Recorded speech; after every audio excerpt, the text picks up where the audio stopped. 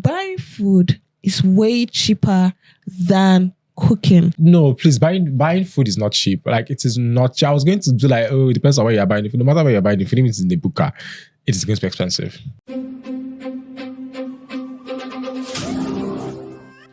Gone are the days when you could go to the food market or any market at all with a budget and shopping list. Because if you've been to any food market, my 12, you price tomato today, it will be 1,002 for a paint rubber. That same week, you go back and you hear 2,005. And you know what? The trader will rudely tell you this is T-Pain's economy. The dollar just went up and you have no choice but to buy it. Because when you return, it could have doubled the price. Even the basic staple food like pasta, garri, sardine are not basic anymore. My point here is, eating and eating well in Nigeria today feels like a luxury. I mean, do you even know the price of 1 kilo of turkey, guys? But here, what if I told you that it's still possible to eat delicious, creative, and so satisfying meals without going broke? Today's guest is someone who has turned food content into art. He's known for turning simple ingredients into delicious, unpredictable homemade recipes, proving that everyday soft life can still be lived in your kitchen. And you know what? Even in this T-Pain era, please welcome the incredible, talented Daniel Ochuko. So welcome, Daniel. Thank you for having me. Daniel, today's conversation is something that every Nigerian will need to know. And in fact, it's something they want to listen to. Okay. So, we're in this new era, T-Pain era. Let me tell you the truth. T-Pain, if you don't know what that means, forget about it, guys. But we're talking about food prices. We're talking about food generally. So what's your take on that? Are you really affected, by things in the market? Am I not in Nigeria, living in Nigeria? But you're a food content creator. So I'm still a Nigerian living in Nigeria. So you're as well shocked by, I think I've reduced like my kg, like my hand, I can actually go through. So please, it's affecting me too. So what is it like? What is it for you? Because me, generally, when I go to the market today, I'm seeing a basket of a pint of tomatoes for 1,215, and then the next day, okay, 2 days later, let me top up on what I have, and then I'm hearing 2,025. How do we deal with this generally? First of all, we pray to God, but. Okay, but seriously, to be honest, I think that everybody's affected one way or another. I always tell people that if you are a Nigerian living in Nigeria, no matter how rich you are, Nigeria is always going to affect you one way or another. Just tiny bit here, just to remind you that we're here together. Yeah. So even when it comes to the prices of food, I honestly just think that what's going to happen is that, which is what have been happening, is people just find ways to adjust. You're going to cut budgets from money from other like parts of your budget and all of that to accommodate to things that you think that you need, which for most of us obviously is going to be food. So I'm going to cut money from like maybe my clothes budget, my data.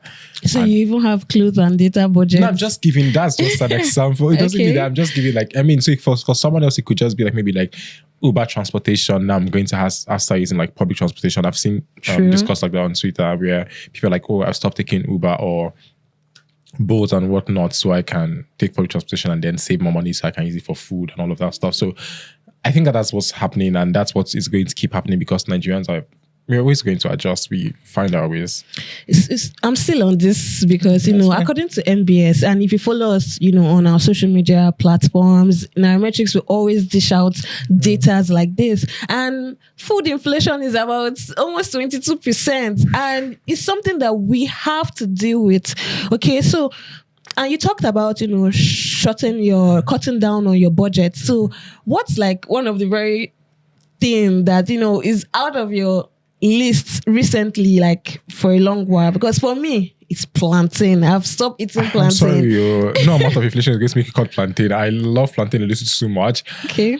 But I'm trying to think of something, and my mind can't necessarily. But if I have to say something, then it's most likely going to be prawns. Prawn? Okay. Yeah, most likely going to be prawns. Because sometimes I'm just Rich like, kids, guys. Rich kids. Please, you should not be that expensive. Okay. Like, why? Like, the last time I bought prawns, I think like the pack was like 22,000. I'm like, Mogbe so like it should never be this deep.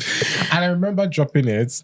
And then, I eventually went back to pick it up. But like I said, I had to adjust something to fit that. But yeah, it's stuff like that I will remove. But plantain is not living I'm sorry. It's never It's living. not living. I don't care. It's not living. I'm one of those people. Mm-mm.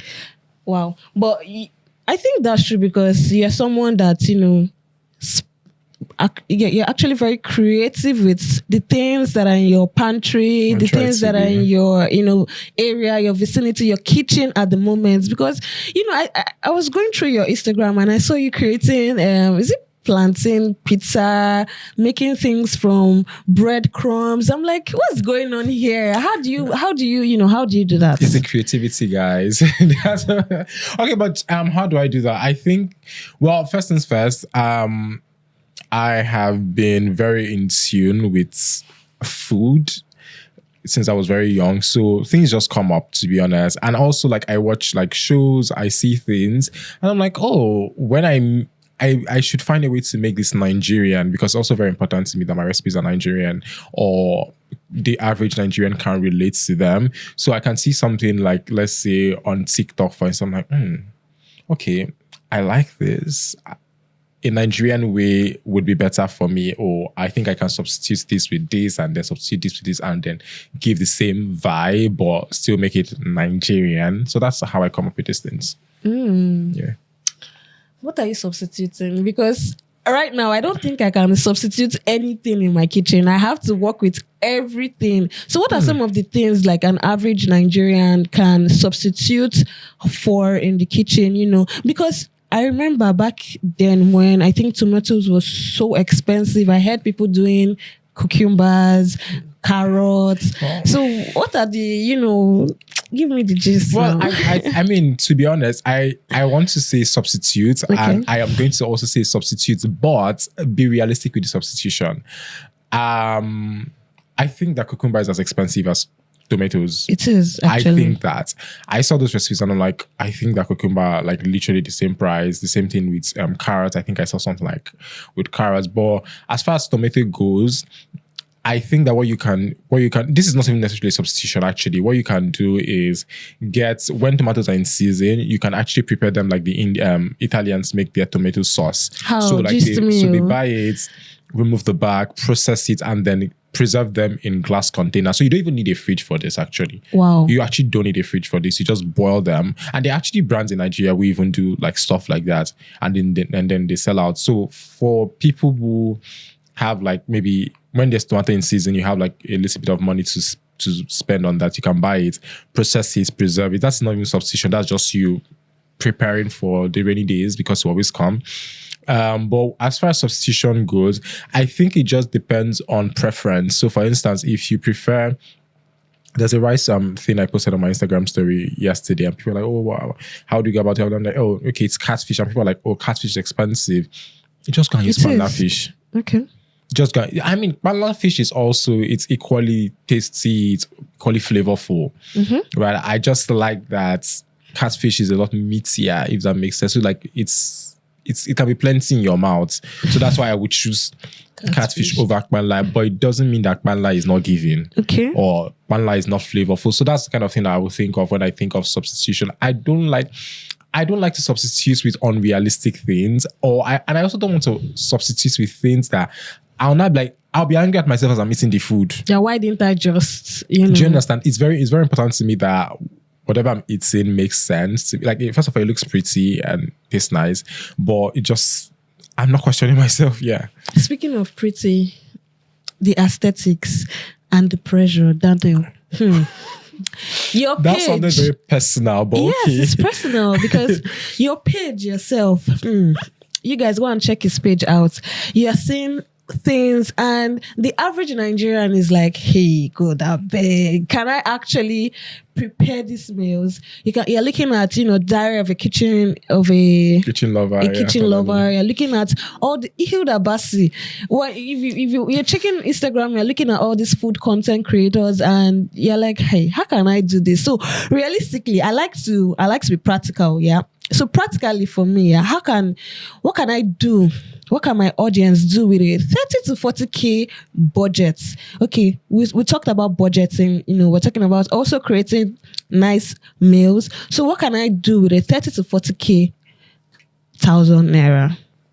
Well, so let's start with this one first. Okay. First is first. I think that the names of the people, myself included, that you've called, I think that we are the average Nigerians. Hold on. I think that because we work on social media, we've just found ways to make our things look more presentable, more pretty. And to be honest, for a lot of us, it's also like the way that we live our lives outside of the camera too. So it's just, now the camera is eating before we do. But if I want to make my food pretty, I just need to serve it in this particular type of bowl and then clean the size so it's not looking wonky, and then just do this and I present it to you, and then the camera, iPhone, does the job. The camera just gives you really good quality content, and then people think that it's unrealistic. Like, I think that's what it is. But as far as 40,000 naira budget goes, let's see. Because I don't have oil at home. Well, please. Okay, you carry the money to go to restaurants now. Actually, the money will finish one time. True. But I think you can actually do a lot. Okay. You can actually do a lot. So let's see. Probably fill your gas, because I know you people now say you don't have gas. I know you people very well. So probably fill your gas maybe 3K. Okay. I think a kg of gas 1,500. And please, you people. I think 1,500. So maybe exactly. So maybe fill your gas 2 kg. That's 30,000 naira. Then buy a small container of oil, like vegetable oil and palm oil. We have that. Buy not a bag. Just the way they sell onions in small compartments. So you can buy one of those. I think in one compartment you can 5 or 6 onions, depending on the size actually, for 1,000 naira. Then buy tomato. I know tomato is quite expensive, so you can buy 3, 4. No, actually not do 4. Let's not do 4. Let's do 3,000 naira. So you can split it into 2 for 2 different things. Then, if we boil it, nothing is going to remain 3,000. But wait, now we've not finished them, because at some point we're also going to add tomato paste. If you're going to make stew, for instance, you're going to add tomato paste, and then it's not elevates it. Yeah, and then you're still going to add the beef broth, blah blah blah. If you want to use beef. I actually would use beef instead of chicken or turkey, because I think it's a lot cheaper to do. So you do that. You buy pasta, you buy beans, you buy potatoes. Actually, buy lots of potatoes. Then you buy eggs, so that on days or whenever your meat finishes, you still have some sort of protein going on. Controversial, but you buy bell peppers. They're actually not as expensive as people think. Bell peppers are expensive. Hold on. We're still working on the 40,000 naira budget, and I don't think that we've exhausted that money yet. I don't think we have. We can actually do the calculation. Did you add rice? Let's be going now. Oh yeah, now 40,000 has reached. I don't think that we've exhausted. Oh yeah. I don't think we have. Add some more. Let's go. Yeah, so you can buy, because I just think that we should have some sort of vegetables in whatever you're eating. So even if you don't buy bell peppers, okay, buy fruits. So let's say fruits of 1,000 naira, 1,500-ish. And then, yeah, water. Because people will say, what am I going to do? Yeah, actually. So buy pure water. I think maybe a bag is I don't know how much, 8,000 naira. 500. It's not even expensive. Good. You buy water. So you buy 2 so that. And buy bread. People like bread. I don't, but please buy bread. 1,500, 1,600, and you're covered. Okay. You guys, they're listening. And if you eat noodles too, buy noodles. Noodles is expensive. It's not okay, well, fair, but it's about 10,000 naira for a carton. No, that's the thing. Why are you going to buy a carton of noodles? You don't need to buy a carton of noodles. Are you trying to feed for the entire month with this 40K? No, now. Oh, Is that not what we said? Oh, Is this supposed to be for a month? it's supposed to be. No. I think that we are being unrealistic. I think that this 40K is supposed to be like let's say a week to a 10 days situation kind of thing. Well, it depends if you are feeding yourself or you're feeding Is that for not what your we're family. talking about? But anyway, let that slide. Let that slide. So speaking of, buying these things, okay. I want, we've talked about the 30 to 40K budget. Yeah. Where should we buy these things from? Because I hear this a lot. Supermarkets are cheaper than Malam. I don't even know how that makes any sense. Okay. So how do you? Where should we buy? Let's start for you and for you though. I think it depends on what you're buying. Okay. It depends on what you're buying. So for instance, I am a supermarket person. Full transparency, but it also so for instance, I'm going to buy meat from the markets. I'm going to buy vegetables from the supermarket. I'm going to I'm going to buy like bell peppers, carrots, stuff like that from the supermarket. I'm going to buy ugu from the market. I'm going to buy egusi from the market. I'm going to buy rice from the supermarket just because it's already packed and I am sure of like the cleanliness and whatnot. And I have specific brands that I want to buy from. And the difference in price is actually not that much, like maybe like 100 dirhams. I'm not even joking. Wow. I've done that, like I've compared it over and over. But you see this bell peppers one, I'm actually going to die on this hill because my friends are in my house a lot. Say like, oh, buy bell peppers when you come back from this supermarket. And they're like, why are you buying bell peppers from the supermarket? I'm like, buy it from them because it's cheaper. And then they go to the market and then they go buy bell peppers. So I'm like, oh, buy peppers 4,000 naira, for instance. And then they're coming back. I'm not kidding. With like 4 green bell peppers. And they're like, oh, one is 1,000. I'm like, that's why you should have gone to supermarkets. There's supermarkets here in this Lekki here or there's a supermarket, the one I go to, where if I'm going to spend 4,000 naira on bell peppers, I'm most likely come back with about 7 bell peppers or 8. Yeah. Different colors. No, I'm talking about the greens in particular. Okay. I'm talking about the green in particular. And the same thing with like carrots and all these other small things. I'm like, so why don't you just buy it from them? I don't know. I know actually what happens is these people have like particular farmers that they get their stuff from and it's cheaper. And interestingly, when you remove the delivery fee shop, because there are some Instagram vendors that you can actually buy fruits, vegetables from like Joss and whatnot. I know a lot of people will do that, like stuff like that. Yeah, in bulk. It's significantly cheaper. And so you're trying to say that buying in bulk is still affordable for the average Nigerians? I think it can be if you actually plan it well. So yeah, I think you don't have to buy everything from the supermarket because yes, there are some things that are expensive in the supermarkets. You understand? You don't have to buy everything from them, but you also can't buy everything from the markets. Also sometimes when people say market, so there are people down like on your street. Like I know on my own street, like there's like a malam that sells like tomatoes and stuff. I'll most likely buy from him before going to the open market because it's cheaper. I don't know, just something about the market people.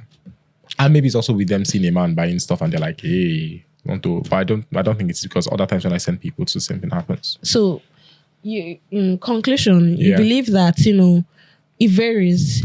I think it does. You can get things from the supermarkets and you can also get things from the open market. Yeah. So thank you very much, Danielle. So we're still on this conversation on food and things, but I know that there are certain food ingredients in particular that we Nigerians are sleeping on, that can help you spice up your food and your nutrients. And we're not just talking about just eating, that gives you the basic nutrient that you would need. So what are some of these seasons that we are sleeping on basically, and it's quite affordable? I think number one is garlic. And I think that Nollywood brought about the stereotype of garlic. So if you ask the average Nigerian, they'll tell you that, oh, I'm not going to eat garlic because my mouth is going to smell. Or because someone from another country smells like garlic. So I don't want, do you understand? I'm like, but that's not true. I eat garlic a lot. And garlic is such like a small but mighty ingredient that you can add to a lot of things. And it just elevates the entire dish. Even things like, and then, okay, when you're making things like, let's say a Nigerian recipe or a Nigerian soup, for instance, instead of using like your regular atarodo, use the yellow peppers. They are spicier, but they also have like their own added flavor. So it's usually things like that. The type of fish that you also use, I would typically go with banla for a lot of very authentic Nigerian things, because they do. Oh, okoroko too. That's stockfish, especially the head. I'll blend it with like crayfish and then use it like crayfish powder and whatnot. It helps a lot. And it's, again, these are things that we already know, but people have certain stereotypes around these things. Oh, I don't want to use okoroko, it's smelly. I don't want to eat garlic, it's going to make my mouth smell. Oh, I don't want to use ugu because it's going to do this. Oh, I'm like, let's be honest. I think that things can be done moderately and you'll be fine. Note taking, garlic and ginger, right? Yeah. I'm adding that to my shopping list. So before we go on a quick commercial break, okay? I've seen your page, you as a person, your growth, okay? So how did you start out as, a food content creator? Because trust me, it's not easy. This story, it's long, but let's see. Let me find a way to break it down. So I was in school, I was in university studying food science and technology that I did not want to study because my parents wanted me to study something that they said made sense to them. So I did not like it, and I needed something to do that did not have to do with what I was in school. And then I discovered Timetables on YouTube, and of course everybody knows her. She's a beauty girl. I'm like, okay, who's this American app, whatever. And I'm like, oh, I like what she's doing, and I think that I can do it, but I did not want to do it in the beauty space. So I'm like, oh, I like food, I know how to cook, and at the time I think I was using a Samsung or something. Oh, I can actually just make this. But before then, I'd follow like people like CCME, Kitchen Muse. Those people are my faves. I followed them on YouTube because I was watching YouTube a lot. So I've been watching CCME since I was in secondary school. Wow. Like, I am not joking. I literally have a video of CCME playing in my head of she and Chef Fergs where they made jollof rice together for World Jollof Day. And then another video of CCME making puff puff. That's how long I've been following CCME. And I just watch, I'm like, oh, that's what this person does. And it's cool. And then Kitchen Muse video quality, oh my God, impeccable. Jeez, it was so good. I'm like, I like this, so I want to try it. And then I just I just made active plans to starting like my journey, and that's it. Just started. I didn't know. I did not overthink. So how did you like, monetize? How did you monetize this and, getting brand deals? Recently, I think you got one with Nor, and congratulations on that. So how do you know? Because we're trying to like reach out to the people that want to start out, that feel like, oh, I don't have this yet. I don't know if brands are gonna reach out to me. My phone quality is bad. I don't have like, the nice kitchenware aesthetics and things like that. So what's like your advice to people like that? Since, we're seeing how well you're doing the brand deals and things like that. To be honest, I'd say first things first, don't go into it because of brand deals. You like, don't get your heart broken. When I started, I knew that there was a possibility of like making a living from it. I didn't know like the full on plan or anything like that. I did not my idea was, what I did was to work with things that were under my control, which was create the actual content and make it as good as it can be. So if you're going to come into the food content create, any space in the media right now, I think that you would have to invest more on the quality of the content that you put out there, because the people you are contending with have like serious filming gear, and you're also trying to get like part of the audience, because I think that everybody shares the same people. Like one person can be following like 20 food creators, for instance. Do you understand? So for you to be the 21st person, you need to be given something that is close to what is other 20 people. Yeah. Do you understand what I mean? Mm-hmm. So you have to really, really focus on the quality of the content that you're creating and be consistent with it. Like I always tell people, you have to create quality content consistently. So it's not like today you're starting and then tomorrow you're dropping. Like people who have actually grown their platforms can decide to take a break and be fine. You honestly can't because you don't have the audience yet to back you up. So yeah, create the content. Don't go into it thinking you want to make money. You're going to make money eventually, but don't go into it thinking that that's what's going to happen first, because some people don't make money in their first year. Some people don't make money in their first year. Sometimes they do, but obviously they've like invested in the crafts, so they have to like get their money back and stuff. So yeah.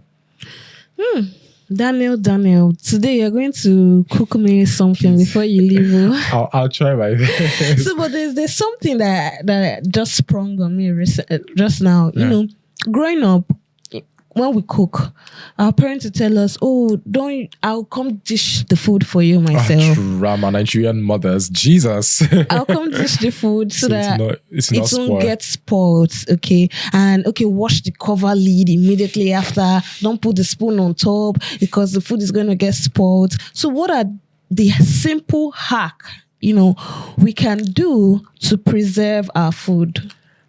Let me just, first of all, my mom did not do this. It was my auntie. So my mom is very laid back and very chill. So I can't remember my mom telling me, "Oh my God, don't touch the pot," because I'm not, the woman is like, "Go and collect your food and come back." But I remember, I can literally remember my auntie doing that. Like, oh, my auntie even had to go as far as saying, "Oh, don't," I remember this one very well. Though I was using like a knife to like stir something. I was like, "Oh, don't use a knife." I'm like, oh God, it's never that deep. I mean, that's how I grew up. Like in my house, like a lot of things are like very chill and laid back. So I don't think I think that's a myth. But as far as preservation goes, first things first, you need to know that when you're dealing with vegetables, first things first, once water touches vegetable, what's it called, deterioration starts immediately. So I always tell people, remove water, remove moisture. So that's why if you look at certain things, they're like, oh, store in a cool, dry place. Store in a cool, dry place. Not only because it's just what it is. Water literally spoils things and makes the deterioration and spoilage of stuff happen faster. So water does that. And also store things in airtight containers. So for instance, you're going to store flour, for instance, you can't just tie it in a line and then let it go. Insects will get into it one way or another. The same thing goes like with beans. For beans and things like that, you can add like peppers inside the beans to like prevent weevils and whatnot. Wow. For things like rice, you can add bay leaves. Even flour, so you can just like maybe like 1 or 2 bay leaves just put inside, and that is it. It's like it will preserve it. But more importantly, in airtight containers, not the containers that have hole one side and then something else on that. Yeah, like that's not gonna work. Then for things like bell peppers, wrap them in a foil and put them like in the vegetable compartment in your fridge. Is going to be fine. And of course, for fresh produce like meat and whatnot, just put them in your freezer and they'll be good. So we can use 2 different hands. Yeah, it doesn't matter. It doesn't matter. Don't worry. Your food will be fine. What about meal prep? We've not talked about meal prep a bit. So what exactly is meal prep? And people feel like it's not necessary and it doesn't add anything to the food or your budget or anything generally. So what's meal prep? I think that meal prep, first of all, meal prep is just you cooking your meals in advance for whenever you want them so that you're just ready. But I also think that meal prep, this is my personal thing, is for people who like have like 9 to 5 or just people actually not 9 to 5, people who are just generally busy. I don't consider myself busy enough to meal prep. I am going to cook my food. I am very particular with that. But if you're going to meal prep, I think that you also need to be realistic. So I've seen videos where people are like, "Oh my God, I'm meal prepping for a month." You're going to get bored. I'm not even trying to be funny. Like, you're going to get bored. I would say be realistic with it, which is meal prep for a week. Right? And so obviously you're going to have like your staples, but also just think of things that you naturally would want to have randomly. And also make allowance for that so that your meals are not boring, so that you don't start hating yourself because you have to finish it. Yeah, and then exactly. So imagine, let's say, because you're meal prepping, you're now going to cook a pot of beans. You're not going to put them in like 5-10 containers. But you don't really like beans like that. So do you understand? And what's eventually going to happen is you'll meal prep this thing and then put them in wherever you're going to put them. And then on the third day, you're like, man shall not die by bread alone, and then you go outside to go and buy pizza. I would rather you cook a quarter of the amount of beans that you made already, eat that, and then make allowance for the shawarma that you're going to buy sometime during the week. I think that it makes your eating, whatever, healthier in a fun way. Like, you don't have to stress and yourself. also your budget, so you don't end up. Yes, exactly, and also your budget, because at some point you're going to waste the food. At some point, if you're going to make something that you don't necessarily like, and you don't have people who are going to eat it for you, you're going to waste the food at some point. And yeah.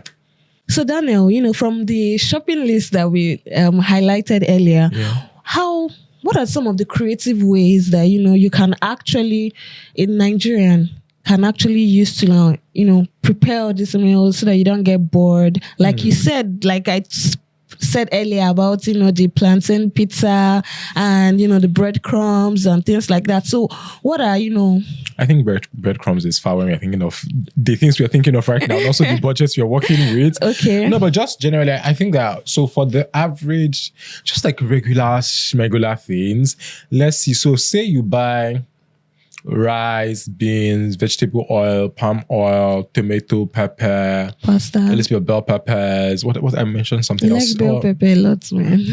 Pasta. Pasta, noodles. So let's see.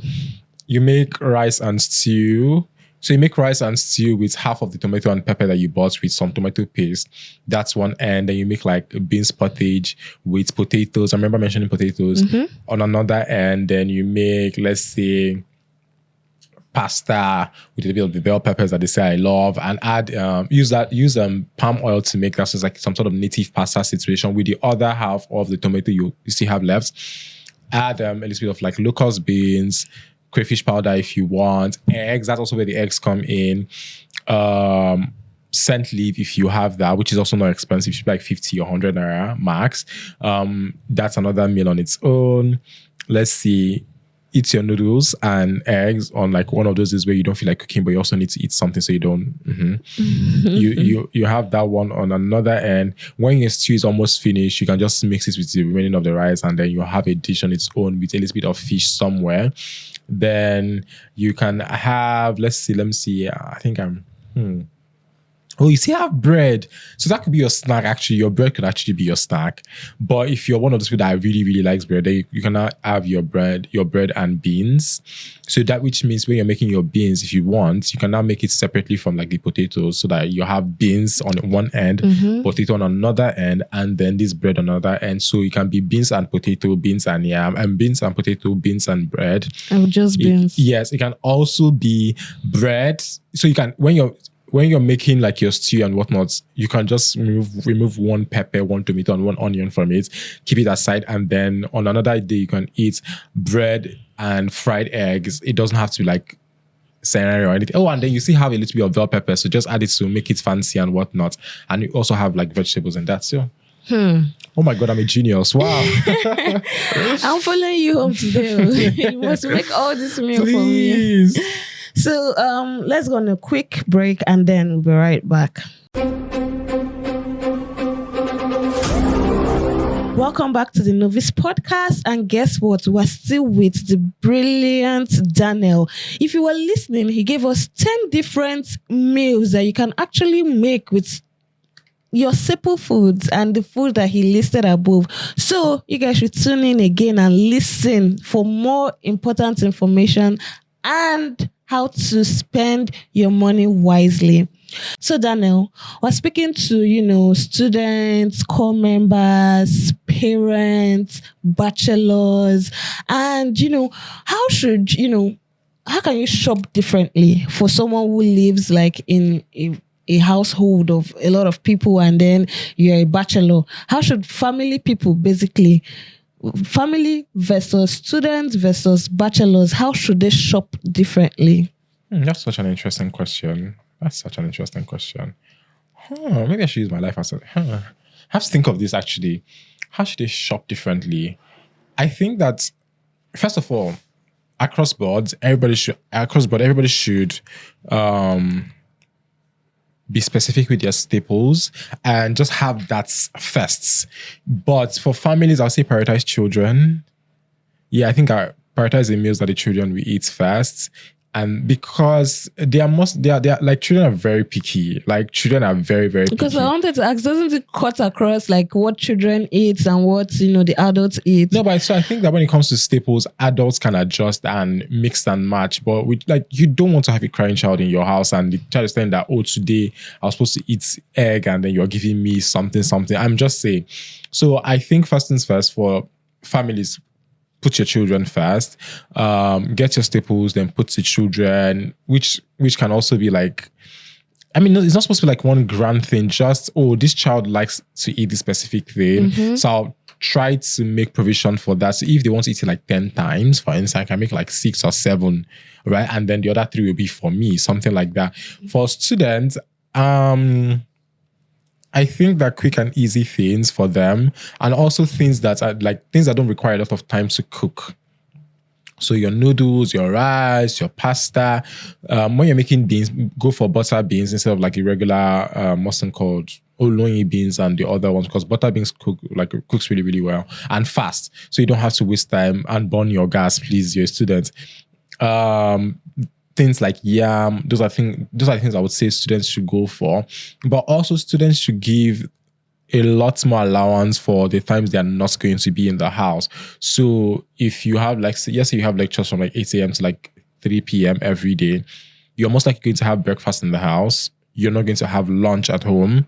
So make an allowance for that lunch period, which is you most likely have to buy something like a snack outside the house. So make allowance for that. And then dinner should not be like really, really heavy or like something that you quite enjoy and something that you want to eat to your field or something. So that could now be some sort of soup that is also not going to take a lot of time to cook. Say for instance, you're making egusi now. So you could probably make egusi like at the beginning of the week. It probably lasts you till Thursday-ish. So that, again, because it's important that you don't overdo it so you don't get bored and then waste food. So it's probably going to last like Thursday. So you have some sort of dinner for like Monday through Thursday, if you're assuming you make this food on Sunday, right? And also, because it's egusi, you don't necessarily need a freezer to keep it. Like, you just have to be warming it every morning before you go to school, and you're going to be fine because it's going to finish on Thursday either way. So you're going to be good. For youth, I think that youth corp members, they should do the same thing with students, honestly. They are like, I think that they're the same brackets. Like, they don't really have money like that. So the same thing goes for youth corp members. Then which other people are we thinking about? Oh, bachelors. Bachelors that eat only rice. Monday, Tuesday, Wednesday, Thursday, Friday. I think that bachelors actually eat only noodles and not rice. I think that's the only thing. Yeah, I think that's the only thing that bachelors eat, which is very interesting. But for bachelors, I think that this is the time where you now... It's very interesting. Hold on. I don't say something that's... I think that this is the time where you actually now have to start experimenting with food. So you have to start looking at... That's why we have social media now. So you have to look for recipes online that are not overly dramatic, but just interesting enough, so that when you have whoever you're coming to, whoever is coming to visit you over, you can just make something interesting for them. Like, oh, I made this something nice. I saw it on Daniel's page and it was good. And you can just do something like that. So for them, I would say again, have your staples. Maybe have more proteins now because you're an adult now. So maybe have more proteins now. Have things like milk and whatnot available.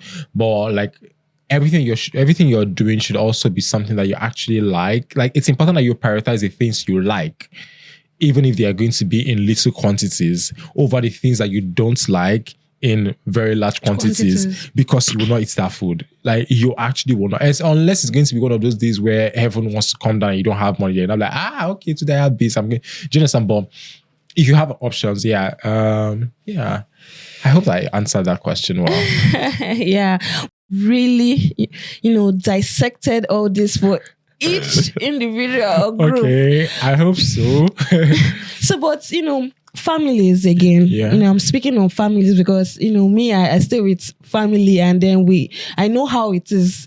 Cooking in large quantities and things like that. But what will you say about timetable? Because growing up, my parents were like, okay, you guys should create a timetable so that it's easier, it's faster, and we know what we're going to eat. What do you think about timetables? Should it still be a thing? And does it really cut back on the cost? Or is just a way of not being creative enough? No, first of all, though, I think that timetables are important for people who want to have them. And I think that it also can help like with cutting back on cost, because so now I can literally look at them like, okay, on Monday I'm eating this, on Tuesday I'm eating this. So there is most likely a similar ingredient that I'm going to use for Monday's dish and Wednesday's dish. So it means that instead of buying it in one small quantity, I'm going to buy in bulk, save money on that end. So I'm like mixing and matching. So definitely timetables 100%. And I think that also just generally, because when you also think of Nigeria, most times in families, the person that is cooking is the woman most times. So I think that having timetable also helps the person who is cooking to know what they're doing and also not stress them too much, because thinking of what to cook can be stressful. It can be stressful, but if I have a day where I just set out like 2 hours of my time or even an hour or whatever to decide on what I'm going to eat for the rest of the week, I'm going to take that more than my child coming to me and be like, oh, daddy, what are we eating in the next 2 hours? And I have to start scrambling. So yes, if you want to, you can have a timetable. And I think like a very, very easy way to do that is go through your social media and look at recipes that you actually like, that are drawn to you, even if they look expensive. Even if they look expensive, go through those things, like make a list and then start picking the ones that are more realistic to like you and your budget, and then adding them to this thing. And also pick foods that have similar ingredients to them. In that way, you're not bored, but you're also not wasting money on something. So if you have to make, let's say, if you have to make stew on one day and then you have to make jollof pasta on another day, they almost need the exact same ingredients outside of pasta and rice, right? So you can buy in bulk for this one, buy in bulk for that one, and then mix and match. So it works. And what is the word? Meal prep it. Yeah. If you want. Prep it if you want. That could also, I think that will also be like greatly helpful for like students. So you can do that. Well, I still want to touch a little bit on the students, because sometimes last year we went to Unilag for a vox pop whereby we spoke to students to ask them about how they are living, subscriptions, data, food, and everything generally. And coincidentally, we met someone, and in fact, not just one, not just two, not just three people could testify that buying food is way cheaper than cooking. So what's your take? I disagree. 100% disagree. 100%. So for me, so my first answer was going to be, it depends on where you're buying the food.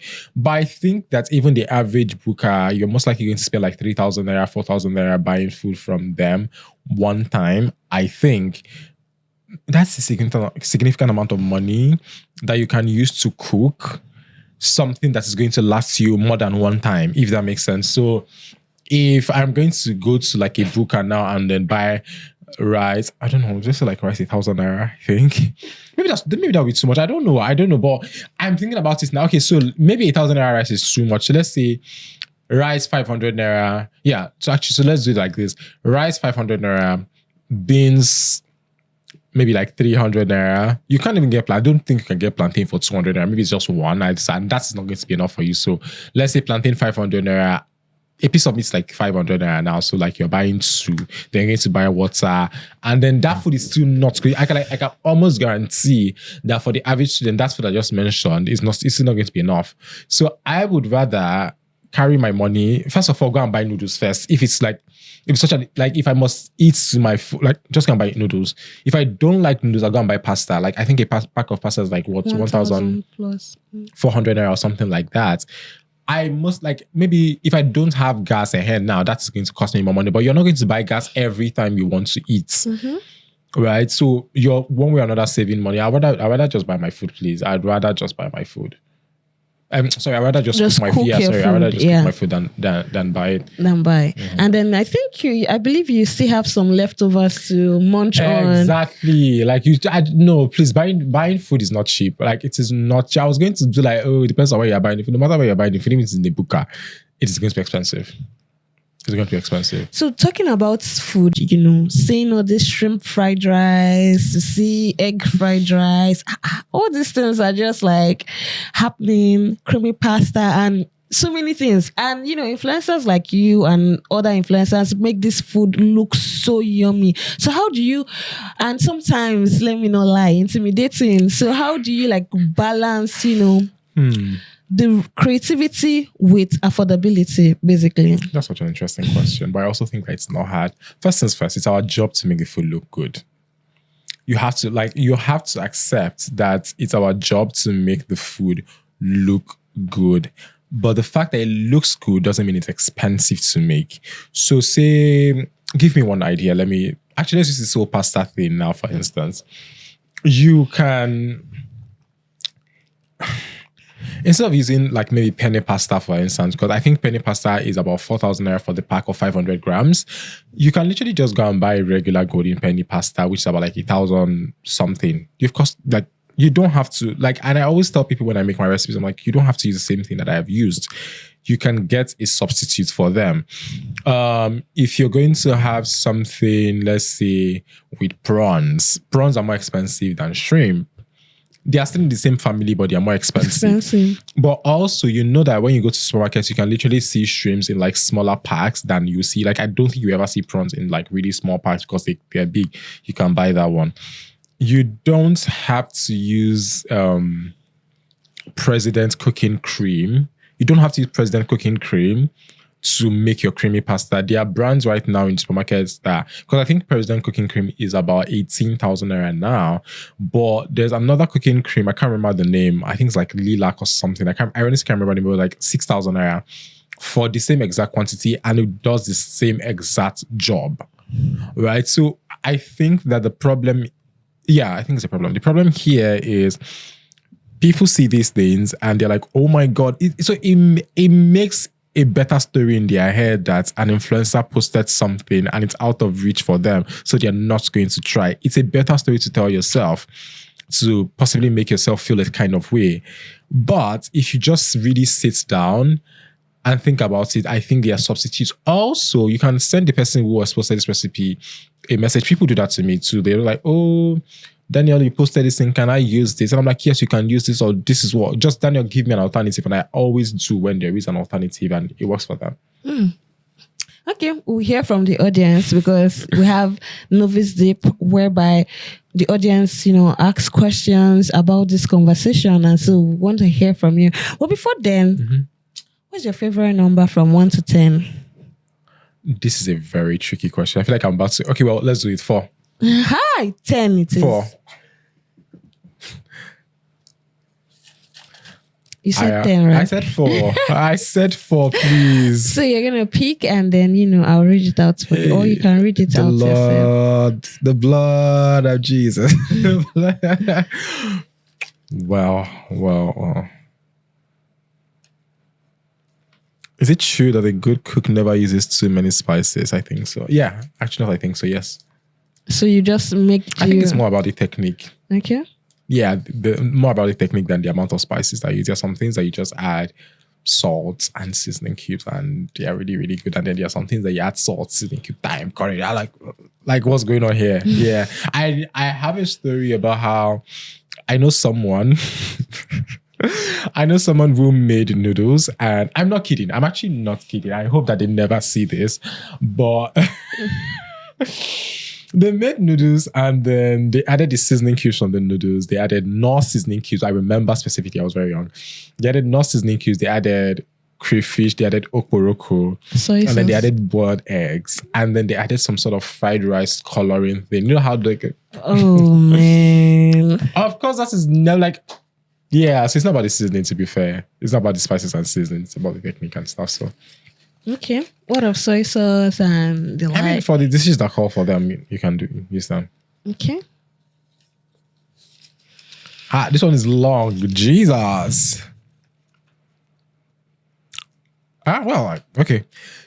Do you think Lagos restaurants are robbing people in the name of culinary experience when the taste is trash? Can presentation make up for bad taste? Absolutely not. Let me tell you, I have stories, please. I go out all the time. I think that I love Lagos restaurants. First of all, I'm one of those people that love living in Lagos, just generally. And I love experiencing Lagos, but I think that sometimes Lagos restaurants do usually do too much. So I try, I would rather frequent like one particular place instead of like restaurant hopping these days, because I had a very interesting experience a couple months ago where I went. So this is a restaurant that I've always gone to. Right. I go to like restaurants on Sundays, just like brunch situation. And then this is interesting. So we get to this place and they're like, oh, you can sit down, blah, blah, blah. And we know how much we would typically spend at this particular restaurant. But on this day, I think it was Mother's Day or something. So they had like a Mother's Day brunch. Something like, and I know that generally when you're making like Mother's Day brunch or just things like with like occasions tied to them, the meals are supposed to be cheaper than they're supposed to be on like on a very usual day. So I'm like, okay, that's fine. They brought out the menu. We ordered what we ordered. I remember ordering like some coconut asun dish. So like it was like a coconut rice with a bit of asun and some grains and whatnot on it, with samosa. I think it was just two pieces of samosa and then a drink.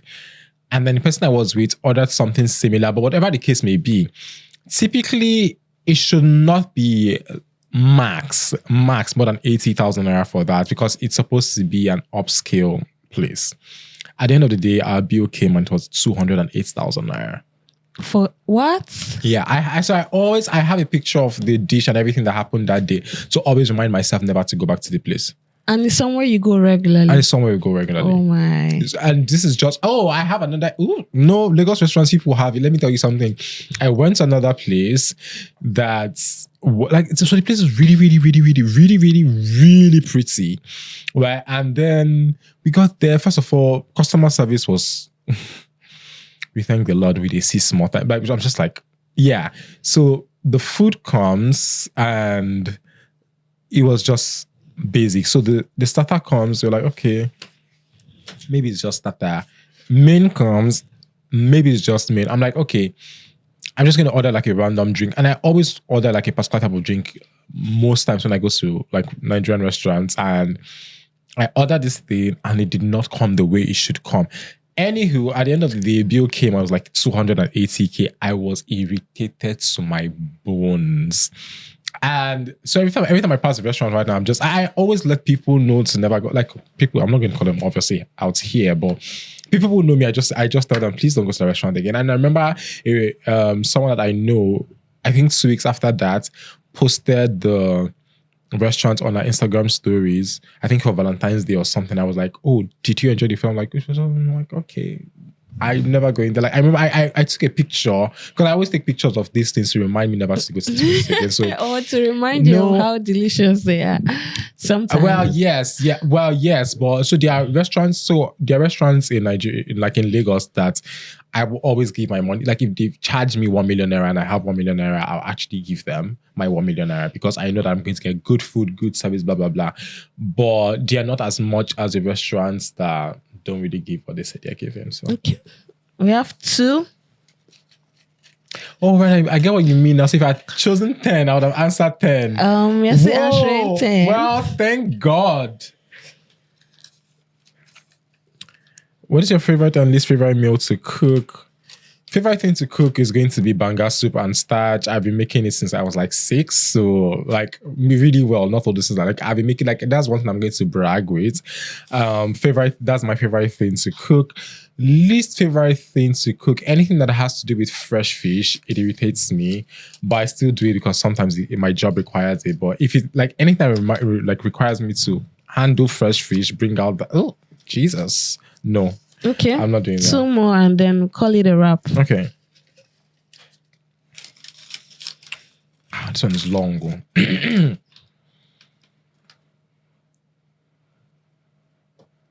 You can read it out. So that yeah, okay. I'm trying to.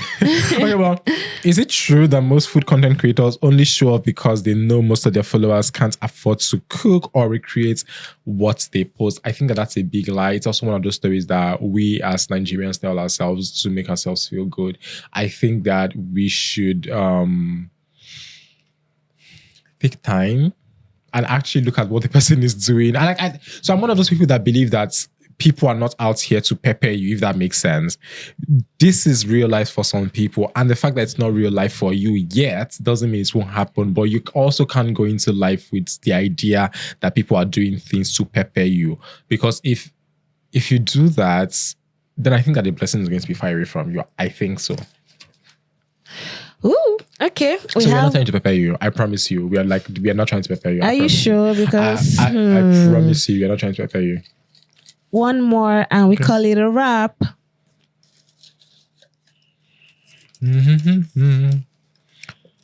What is the difference between a food content creator and a chef? I think that they are similar, but I also think that they are different. So, I mean, of course, a chef is like someone who was like professionally trained. You either go to school to learn how to cook, or you trained under another chef for a period of time. Then that makes you a chef.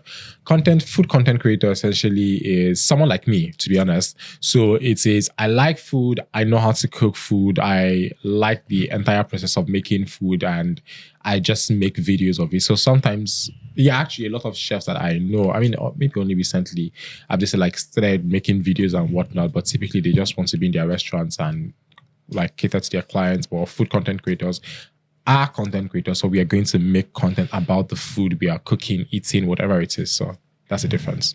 Thank you. And before I wrap up again, what's one advice you give to people who feel like they want to eat good and eat well at it, but they feel it's too expensive to do that? I think that look for homegrown things first.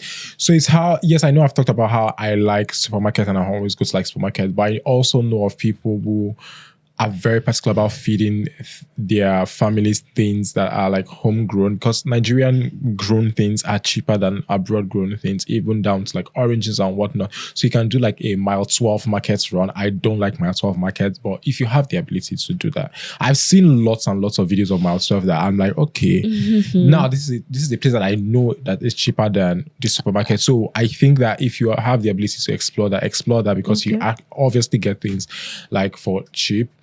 And also don't try to do too much. Like, it's one of those things where it's food, so you're supposed to enjoy it, and you don't want to take the joy out of food, or of the experience of eating the food, because you're trying to compare it with what somebody else has done, right? More importantly, this is, if you're getting a recipe online, the possibility that that's the person's job is very high, right? So the person's going to put their all. So the same way you're going to go to your office and you'll be like, today I'm going to wear suits and tie, and I'm doing, right? It's the same way this person is going to be like, oh, today I'm going to do this and do this and do this. So this food looks a certain way.